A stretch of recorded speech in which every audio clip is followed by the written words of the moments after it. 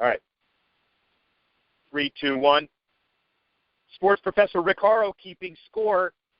We have international sports that, as we have said many times, comprise an over $1 trillion sports business.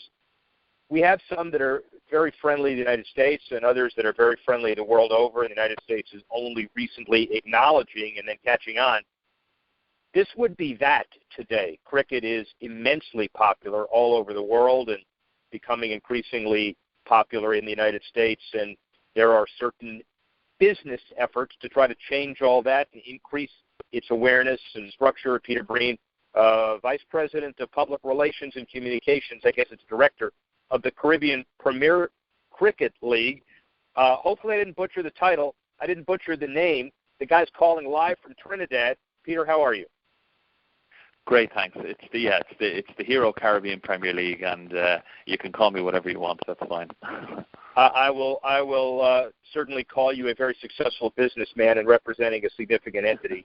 And what you probably ought to do is, and it's an international audience, so some would understand very quickly and others may not. Give us the overall business structure of the league and the events and what people should expect.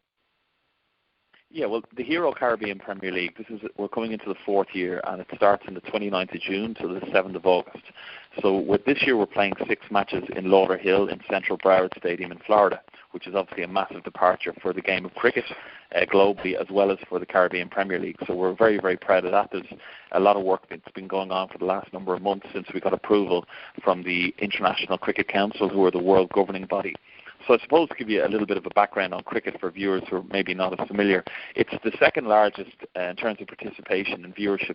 It's the second largest sport in the world. Last year at the ICC Cricket World Cup in Australia and New Zealand, the India-Pakistan game had 1.6 billion people watching it globally. Now, obviously, a massive audience coming out of India and Pakistan itself, but globally as well. So it's a massive league in the context of. It's a massive sport in the context of overall global sport, and I suppose for the Caribbean Premier League itself, it's been going from strength to strength in recent years. The West Indies, who are the current World 2020 champions, that's the format that the game is played. It's roughly over 3.5 hours. Matches are played during the day and at night, and West Indies are the current World T20 champions. They won that title in India back in March. In addition to that, the women's team also won the women's version at the same tournament. And back in January, the under-19s won their Cricket World Cup in Bangladesh. So it's been a massive high for the last 6 months with the West Indies. And I suppose from a CPL perspective, we're extremely proud of the efforts of the team. We're very, very excited and geared up for this new departure of moving to America, because, look, there's a massive audience of not just subcontinent but Afro-Caribbean markets from UK, South Africa, Australia, New Zealand, and right around the world, who are people who are second, third, fourth generation who've set up shop in America and now call it home, and I think have been probably starved of meaningful professional cricket. This is the first time that meaningful professional cricket league is going to be played in America, and you know, with global TV viewership last year of CPL of over 90 million globally. In addition to that, we'd over 300,000 spectators across our 6 islands as it was last year, and we've now got the 7th, as I mentioned, in Florida. And so it's onwards and upwards, and you know, we're confident that we'll bring the biggest and best party in sport, as the greatest party in sport as we're known, to America. It's something that will provide a unique sporting occasion, I think, for fans of sport, for fans of cricket, and just to engage, to bring that sense of Caribbean culture and fun and outstanding top quality cricket. Most importantly, we've got some of the best stars in the world playing from right around the world, from A.B. de Villiers in South Africa to Brendan McCullum in New Zealand and Kumar Sangakkara from Sri Lanka, and then Shane Watson from Australia.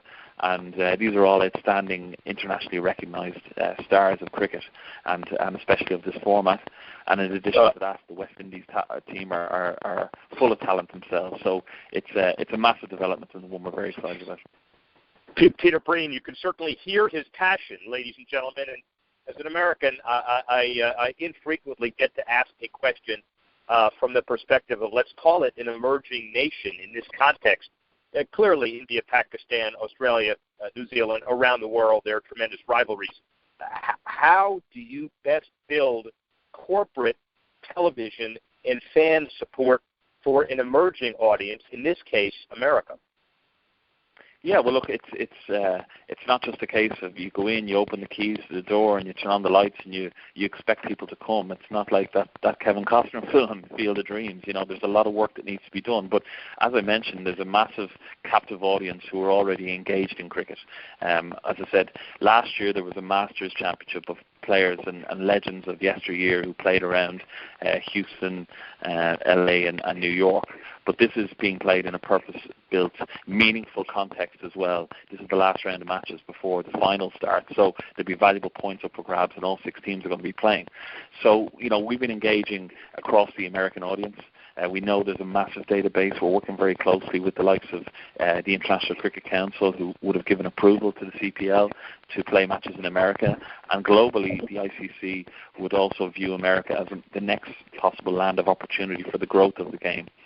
Because of obviously the size of the population, because of the professional, outstanding manner in which they market and develop and grow sports, and because of the massive passionate culture there is for Americans to follow an entertaining sport. And I suppose in the context of what we're trying to achieve, it's not just about the cricket on the field, it's about the event around it.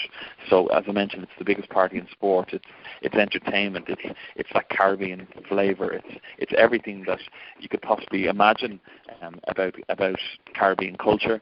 It's about integrating that into something that's going to be such a memorable 3.5 hours. We're playing matches on a Thursday night, a Friday night, and then double headers on a Saturday and Sunday. So there's going to be something for everyone. It's the kind of thing you could bring your kids to, you could bring your wife or girlfriend to, you could bring you could go with your parents, or you could go with your friends after a work night. It's the perfect purpose-built event for something that's fast-paced. The basic principles to baseball are similar in that you're trying to hit the ball as far as you can out of the ground, and there's lots of action. You have to keep your eye on the game. There's lots of things happening all the time. You know, you've got fast bowlers, you've got batsmen trying to murder the ball, and you've got fielders who are throwing their bodies on the line to make sure that they don't concede any runs. So in that context, it's very exciting. And also, we worked very hard to integrate the next generation of American players as well. We see that as very important. So we've got 3 Americans and 3 Canadians from across the ICC Americas who would have had to qualify and go through trials to qualify in each of the franchises.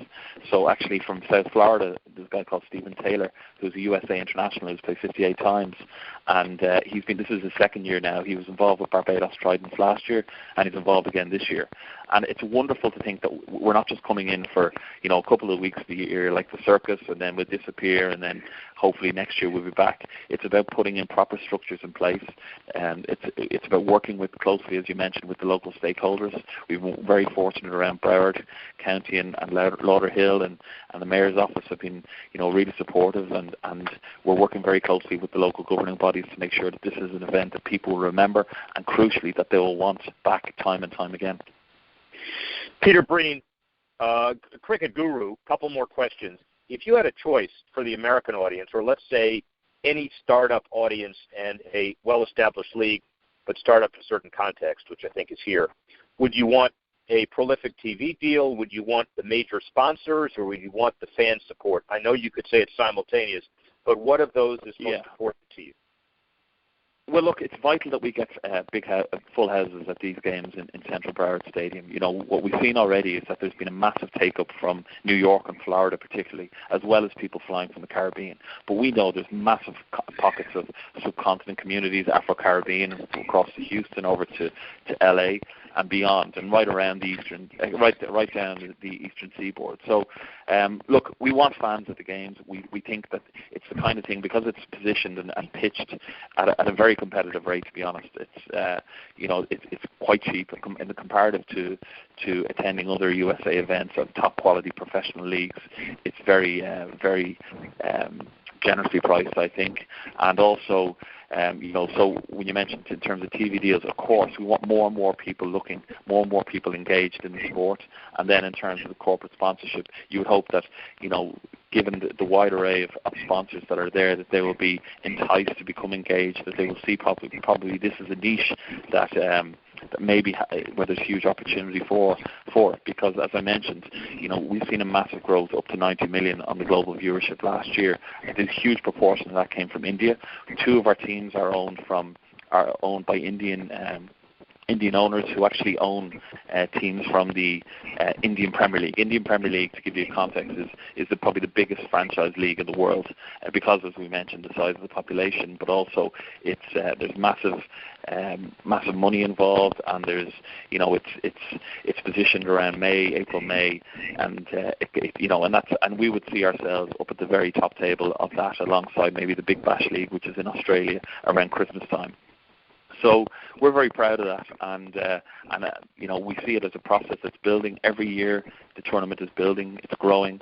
There's more and more fans, there's more and more companies who want to become involved, and it's onwards and upwards in that regard. And as I said, the next logical step, I think, is this movement to America, and we want it to succeed, and we're confident that it will. And who knows then? We've just got approval for this year, and let's see how that progresses, and let's hope that for many years to come, people in America, in mainland America, will have the opportunity to get to these games and to see outstanding flavour of Caribbean culture and cricket.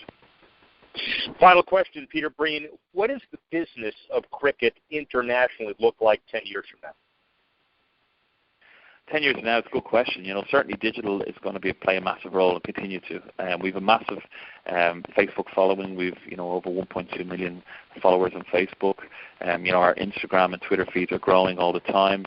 And what we're trying to do through the likes of our app, the CPL T20 app, is we're trying to make sure that we're constantly engaging, not just with people this side of the world, but right around the world as well. So we're providing engaging content.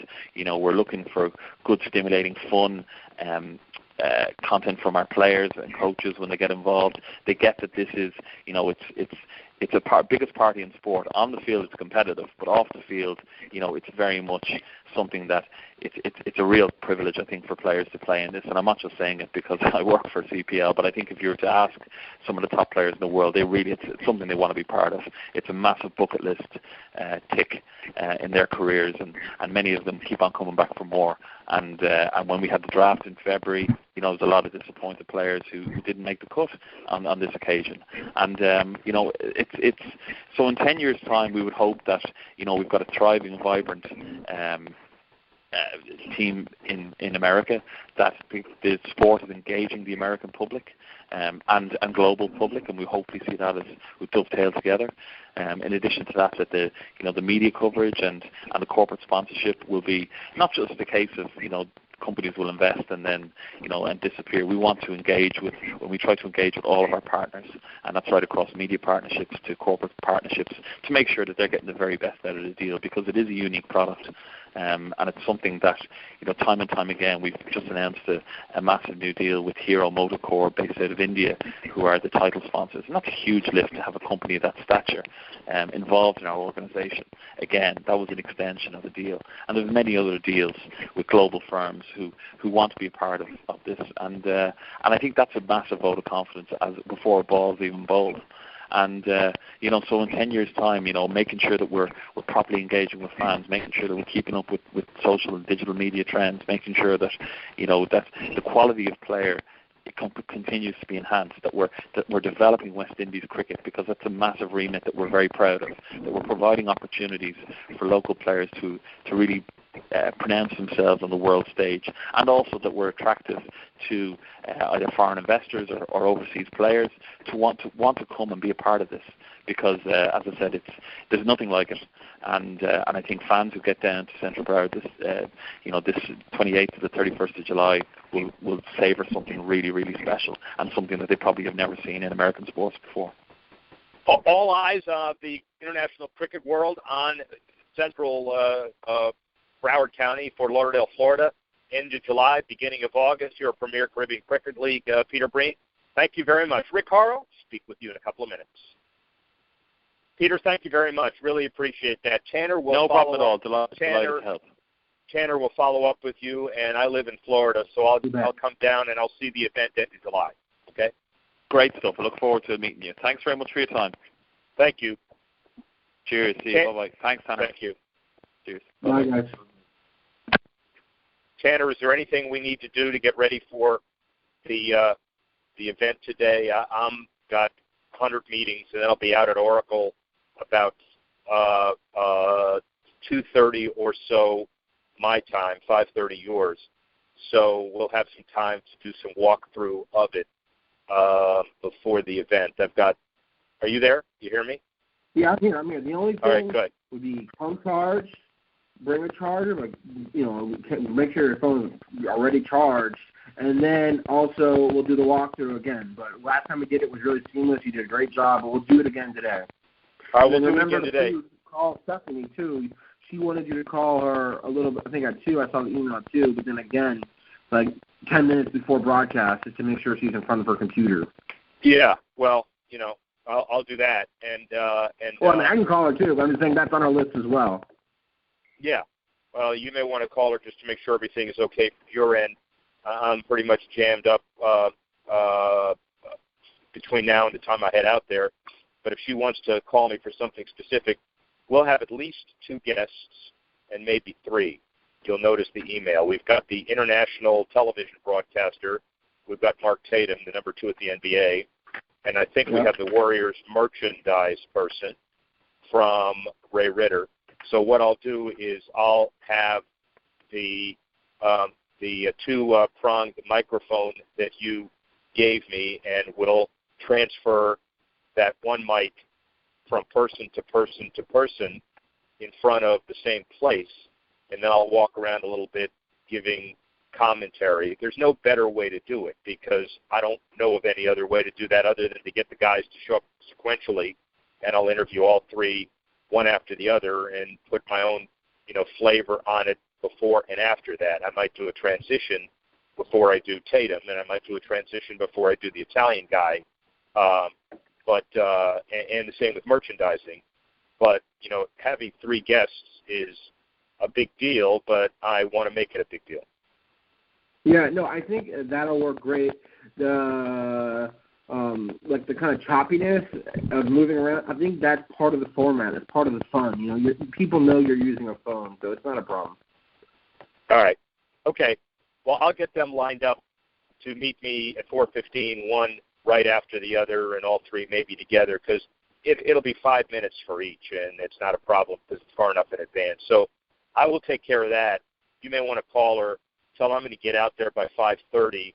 You and I will do a walkthrough, 5:30 my time. No, 5:30 your time, 2:30 mine. You and I will do a walkthrough. It'll still be, 2.5 hours or 3 hours before the event. I just want to make sure everything hits, and we can include her on whatever. I'll just be a little front-loaded busy until then, but we should be fine. Okay. During those walkthroughs, let's practice with the mic, because last time we didn't practice with the mic. That'll be good to do. Yeah, I will do it. Good. All right. Let her know, and I'll talk to you later. Thanks.